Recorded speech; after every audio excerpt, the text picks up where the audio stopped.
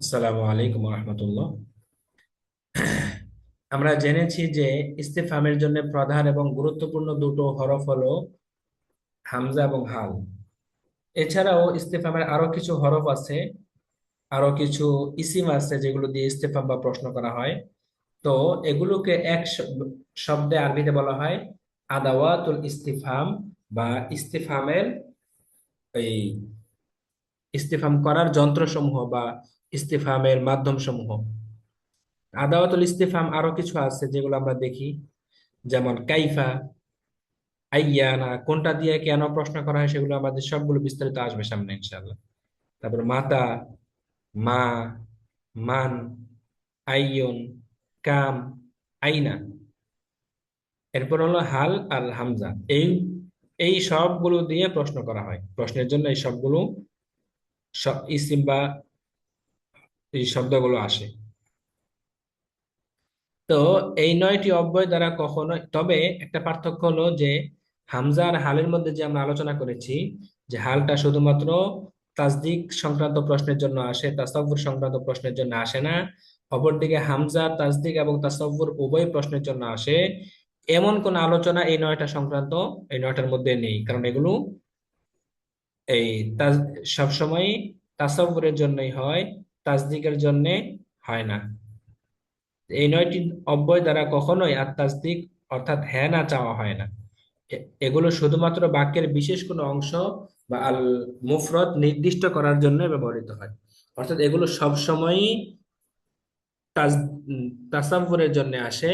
এই যে মাঝখানে লিখে দেওয়া হয়েছে যে তলাবুত তাসাব্বুরি ফাকাত, তাসাব্বুরের জন্য আসে, তাসদিকের জন্য আসে না।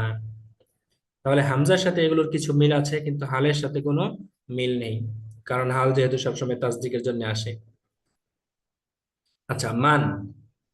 প্রথম, মান ব্যবহার হয় সাধারণত জ্ঞানী ব্যক্তির সংক্রান্ত প্রশ্নের জন্য। যেমন এই মান ফাতাহা মিশ্র, কে মিশর বিজয় করেছে। ঠিক আছে, অর্থাৎ বিবেকবান সত্তা সম্পর্কে যখন প্রশ্ন করা হয় তখন মান ফাতাহা মিশ্র, কে মিশর বিজয় করেছে। এখন যদি বলে যে কে খেয়েছে, তাহলে মান আকালা, কে গিয়েছে। ঠিক আছে, মান জাহাবা। কিন্তু যদি বাংলাতে আমরা কিন্তু এটা পার্থক্য করি। যেমন কোন মানুষ যদি গিয়ে থাকে আমরা বলি কে গিয়েছে, কিন্তু একটা কুকুর বা শিয়াল দৌড়ে গিয়েছে তখন কিন্তু আমরা বলি না কে গিয়েছে, তখন বলি কি গিয়েছে। বাংলায় আমরা যেমন কে এবং কি দিয়ে প্রশ্ন করি জ্ঞানী এবং ওই জ্ঞানহীন বস্তুর ক্ষেত্রে, হুবহু আরবিতেও জ্ঞানী বস্তুর ক্ষেত্রে অর্থাৎ কে এর জায়গায় মান ব্যবহার হয়, আর কি এর জায়গায় মা ব্যবহৃত হয়। অর্থাৎ গয়রুল উকালা, নাম বা হাকিকত অর্থাৎ প্রকৃত সত্তা সম্পর্কের প্রশ্ন।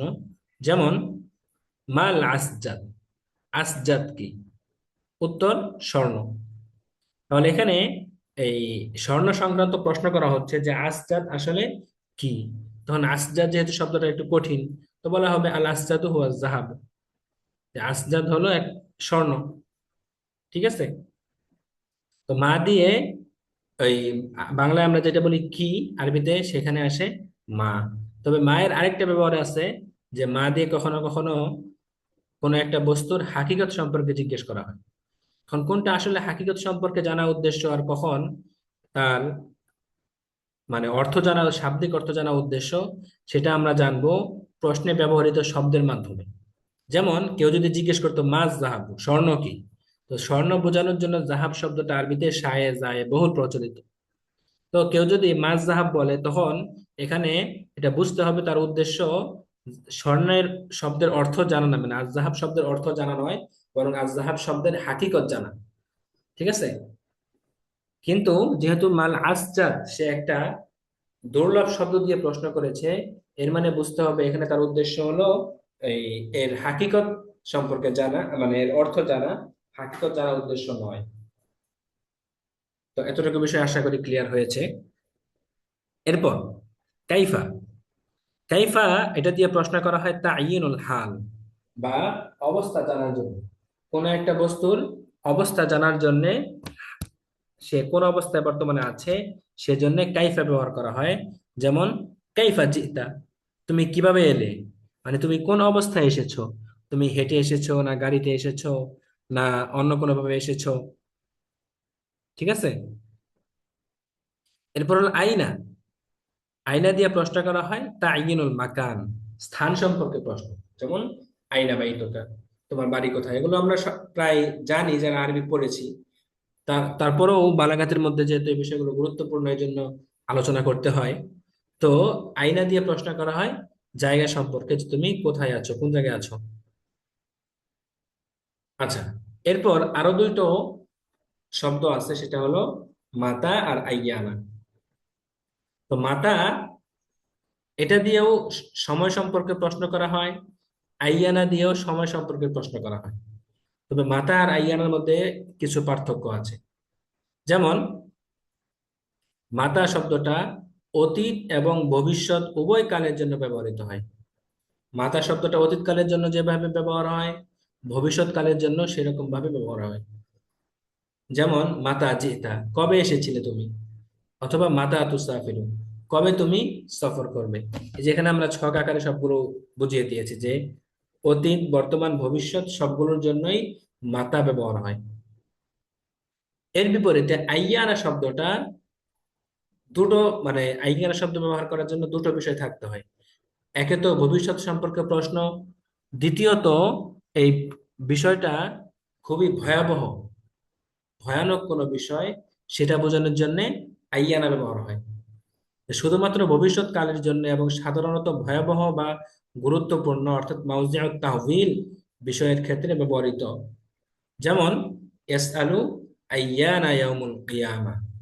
কোরআন কারিমে আমরা এতদিন শুধু পড়েছি যে আইয়ানা অর্থ যে কখন, কিন্তু এখানে মাতা ব্যবহার না করে আইয়ানা কেন ব্যবহার করেছে, আজকের ক্লাসে আমাদের সেটা সমাধান হয়ে গেল। যে আইয়ান, যেহেতু কিয়ামত খুবই ভয়ানক, ভয়াবহ একটা বিষয়, পাশাপাশি আল্লাহ তাআলা এখানে আইয়ানা ব্যবহার করেছেন, কারণ হলো যে মানুষকে বোঝানো যে দেখো কিয়ামত কিন্তু সাধারণ কোনো বিষয় নয়। এখান থেকেও আল্লাহ তাআলা মানুষকে সতর্ক করার জন্য মাতার পরিবর্তে আইয়ানা ব্যবহার করেছেন, যে যেটা ভবিষ্যতে ঘটবে কিন্তু আবার খুবই ভয়াবহ। অপরদিকে মাতা, এটা অতীত অতীত এবং বর্তমান ভবিষ্যৎ সবকিছুর জন্য ব্যবহার হয়। আবার এটা সাধারণ প্রশ্ন, মানে ওই ভয়ের জন্য ব্যবহার হয়, আবার ভয় ছাড়াও ভয়ানক বিষয়ের জন্য ব্যবহার হয়, আবার ভয়ানক ছাড়া সাধারণ বিষয়ের জন্য ব্যবহার হয়। তবে আইয়ানাটা সবসময় ভয়ানক বিষয়ের জন্যই ব্যবহার হয়। আচ্ছা, এরপর আরো কিছু শব্দ আছে, সেগুলো আমরা সংক্ষিপ্তভাবে বলে দেই।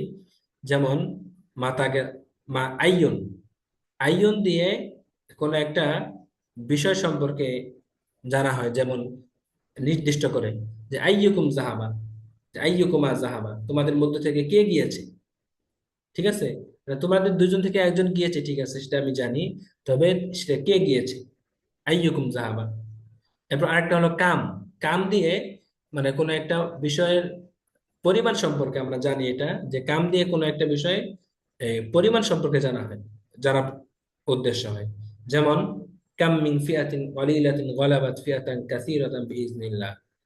আল্লাহ তাআলা বলেন যে কত এই ছোট ছোট দল, কত ছোট ছোট দল বড় বড় দলকে আল্লাহর ইচ্ছায় পরাজিত করে ফেলেছে। তাহলে কাম ব্যবহার হয় সংখ্যা বোঝানোর জন্য, আর আইয়ন ব্যবহার করা হয় অনেকজন থেকে একজনকে নির্দিষ্ট করার জন্য। আশা করি এতটুকু বিষয় সবার ক্লিয়ার হয়েছে। পরবর্তী ক্লাসগুলোতে আমরা এই ইস্তেফামের মাজাজি অর্থগুলো নিয়ে আলোচনা করবো ইনশাআল্লাহ। আসসালামু আলাইকুম।